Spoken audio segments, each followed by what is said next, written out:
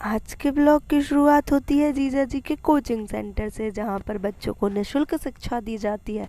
अगर आपको और जानकारी चाहिए तो आप कमेंट करना। थोड़ी देर यहाँ बैठने के बाद हम लोग पहुँच जाते हैं अपनी पेट की भूख को शांत करने के लिए। यहाँ तीनों ने अपनी अपनी पसंद की एक एक चीज़ ऑर्डर करी है और हम तीनों जन शेयर करके खाने वाले हैं। और हम लोग बाहर जाएं और फोटोज़ और वीडियोज़ ना निकालें तो कहाँ का घूमना। थोड़ी फ़ोटोज़ निकालने के बाद ये हम सब ने जो ऑर्डर किया था वो आ गया था। तीनों ने जो जो जो जिसको खाना था वो खा के और हम लोग निकलते हैं। थोड़ी सी फ़ोटोज़ निकालने के बाद बाहर पर दीदी को खाने थे गोलगप्पे, तो हम लोग पहुंच गए गोलगप्पे खाने, क्योंकि इनकी फेवरेट चीज़ है। फिर हमने घर जाके करी पैकिंग और हम सुबह की ट्रेन से निकल गए भेड़ाघाट। जल्दी जल्दी से नहा के फ्रेश होने के बाद हम लोग स्टेशन पहुँचे। यहाँ पर अगर हम थोड़ी सी देर से भी आते तो हमारी ट्रेन निकल जाती और फिर हम जिस टाइम को लेकर अपने घर से निकले थे वो मैनेज नहीं कर पाते। यहाँ ट्रेन में बहुत सारी भीड़ है क्योंकि नए साल का पहला दिन है। सभी अपने नए साल के पहले दिन को अच्छा बनाने के लिए भेड़ाघाट घूमने जा रहे थे। शायद इसीलिए ट्रेन में इतनी सारी भीड़ थी। हमने जिससे भी पूछा कि कहाँ जा रहे हो तो उनका आंसर यही था कि हम भेड़ाघाट घूमने जा रहे हैं। पहले हमें लगा कि अगले स्टेशन पे थोड़ी भीड़ कम जाएगी, पर ऐसा नहीं हुआ। भीड़ बढ़ती ही जा रही थी। फिर जैसे तैसे करके हमने अपनी सीट बनाई, पर यहाँ सबसे बात करके बहुत अच्छा लग रहा था। सब अपनी अपनी कहानियाँ सुना रहे थे। पर जनरल डिब्बे में बैठने का भी अपना मज़ा है, क्योंकि वहाँ पर आपको बहुत तरीके के लोग मिलते हैं। कुछ अच्छे भी मिलते हैं और कुछ बुरे भी। अब इन्हें ही देख लो, ये अपनी नींद पूरी कर रहे हैं और नीचे लोग खड़े हैं। यहाँ बाहर जैसे तैसे हम लोगों को सीट मिली। तो देखो यहाँ कितनी भीड़ है। यहाँ हम चारों ने एक जगह पर सीट बना ली और फिर हम वहाँ बैठे रहे। बाहर बहुत सारा कोहरा था, बहुत ज़्यादा ठंड थी।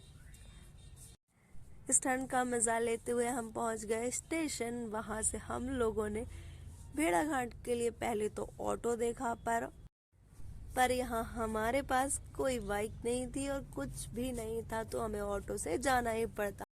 यहाँ रेड बस भी या गवर्नमेंट की बस भी चलती है, जो बहुत कम चार्ज में आपको भेड़ाघाट या कहीं भी पहुँचा देती है। पर उनमें इतनी भीड़ थी कि खड़े खड़े जाना पड़ता, तो हम लोगों ने ऑटो से ही जाना बेहतर समझा। और यहाँ पर जबलपुर बहुत अलग ही नज़र आ रहा था। जब हम आए थे तब इतना ज़्यादा इनोग्रेशन नहीं हुआ था और हम पहुँच गए हैं भेड़ाघाट। यहाँ इसे धुआंधार भी कहा जाता है और इसको दूधधारा भी कहा जाता है। दूधधारा इसलिए क्योंकि इसका पानी दूध जैसे लग रहा है। यहाँ पे छोटी छोटी बूंदों की वो बौछार जब आपके फेस पे पड़ती है तो बहुत अच्छा लगता है, क्योंकि धूप के कारण वैसे ही आप बहुत गर्मी में रहते हो और फिर जब ये ठंडी ठंडी बूंदें आपके फेस पे पड़ती है तो बहुत अच्छा फील होता है। और अब बारी है फोटो सेशन की। हम कहीं जाएं और फोटोज ना निकालें, ऐसा हो ही नहीं सकता। यहाँ पर बहुत अच्छा फील हो रहा था। आप देख सकते हो कितने सारे लोग भेड़ाघाट देखने आए थे। मैं तो बहुत सालों बाद यहाँ आई हूँ और मैंने तो ये पहली बार देखा है। जब पहले देखा था तब मुझे अब याद नहीं कि कैसा था। अब बारी थी फोटोज निकालने की। सूरज भैया ने सबकी बहुत अच्छी फोटोज निकाली, फिर उनके फ्रेंड ने हम चारों की फोटोज निकाली। यहाँ पर फोटोज भी बहुत अच्छी आ रही थी। अगर आप घूमने जाओ तो आप भी फोटोज निकलवा सकते हो। यहाँ कैमरे से भी फोटो निकलती है, पर फोन में कुछ अलग ही बात होती है। यहाँ ये छोटी सी गाड़ी थी जिस पर हम बैठ नहीं सकते। यहाँ चारों साइड पत्थर ही पत्थर ज्यादा दिख रहे थे, संगमरमर के। यहाँ शॉप से आज सबने अपने अपने पसंद का सामान लेने के बाद हम लोग निकल जाते हैं यहाँ से एक ऐसी जगह जो एक्सपेक्टेड नहीं थी। पहले हम यहाँ जाने वाले तो नहीं थे, पर जैसे हमें ये रास्ते में दिखा तो हमारा मन कर गया यहाँ पर जाने का। यहाँ पर है एक 64 योनि मंदिर टेम्पल, जिसमें बहुत पुरानी मूर्तियाँ हैं। यहाँ की सीढ़ियाँ चढ़ने में आप ज़रूर थक जाओगे।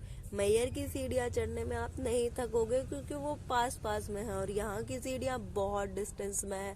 तो जैसे जैसे वो चढ़ते जाओ वैसे वैसे ऐसा लगता है कि अब नहीं चढ़ा जाएगा, अब बैठ जाओ। बहुत ज़्यादा थकावट हो जाती है। पर जैसे ही आप मंदिर के अंदर जाओगे और मंदिर के अंदर का व्यू देखोगे, आपकी सारी थकावट हट जाएगी। यहाँ पर बहुत पुरानी मूर्तियाँ थी, जिनमें कुछ मूर्तियाँ खंडित भी थी और उनका नाम भी लिखा था। यहाँ का माहौल एकदम शांत था और माँ पार्वती और शंकर जी की बहुत अच्छी प्रतिमा थी, जिसकी पूजा इस मंदिर में हमेशा होती है और यहाँ पर जो मांगो वो पूरा होता है।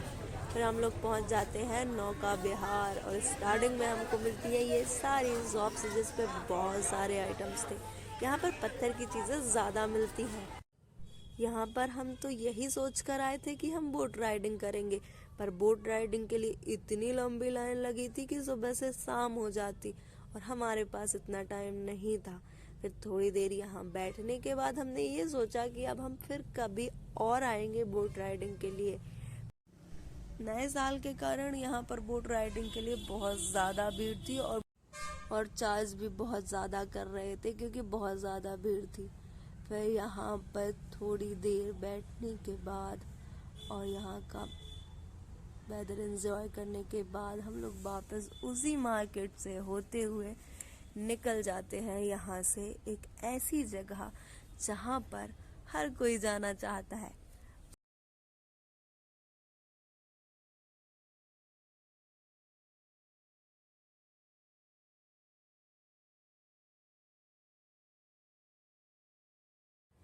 हम लोग सबसे पूछते हुए पहुंच गए उस जगह पर जहां पर है ये केदारनाथ टेम्पल। ये टेम्पल जबलपुर में है। आप यहाँ पर ज़रूर जाना अगर आप जबलपुर से हो या आप जबलपुर घूमने आए हो। ये मंदिर बिल्कुल केदारनाथ की थीम पर बनाया गया है। यहाँ पर माहौल इतना अच्छा था। जब हम लोग यहाँ पहुँचे तब आरती का समय था, तो हम लोगों ने सोचा कि हम आरती में शामिल होकर आरती करके फिर यहाँ से जाएं।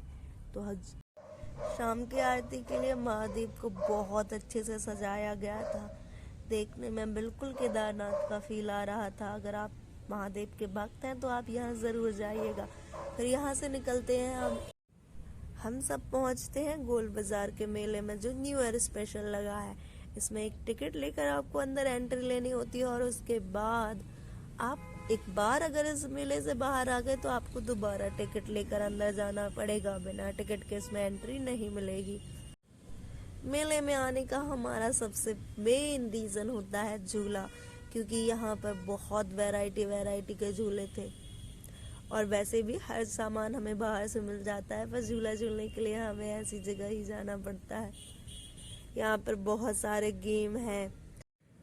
हमने यहाँ ये गेम खेला जिसमें आपके पास 5 बॉल्स होती हैं और आपको डालनी होती हैं और फिर जितनी जगह बॉल गई होंगी उन नंबर को काउंट करते हैं, प्लस करते हैं और फिर जिस नंबर पे आपका स्टिकर लगा होता है उस नंबर पे आपको वो सामान मिल जाता है। पर मेरे को मिला एक साबुन का डिब्बा। और फिर यहाँ पर एक ये गेम था जिसमें ग्लास को गिराना होता है। आपको कुछ बॉल्स मिलती है, जैसे एक बॉल के लिए कुछ पे करना रहता है, 5 बॉल के लिए अलग पे करना होता है। और अगर आपने एक ग्लास गिरा लिया तो आपको 500 रुपये मिलते हैं। सूरज भैया ने इस गेम के लिए ट्राई कर ही लिया।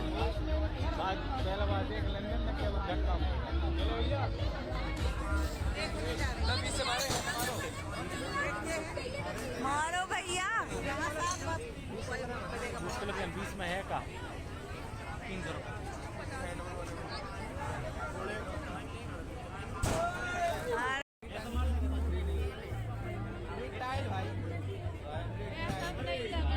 पत्थर ये करा दो।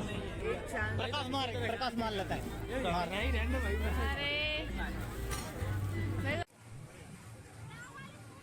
अब यहाँ से निकलने के बाद हम जाने वाले थे झूला झूलने। सूरज भैया पहले ही झूला झूल चुके थे और जीजा जी को झूला झूलने का शौक नहीं है, इसलिए मैं और दीदी निकल गए ये वाला झूला झूलने के लिए।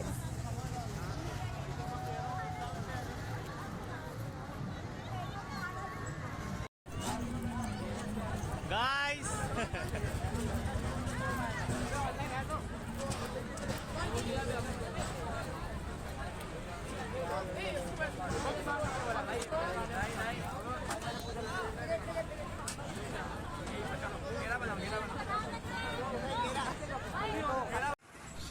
यहाँ पर हम देखते हैं सूरज भैया का गाना। मोटर चालू कर दो, टंकी पानी खत्म होगा।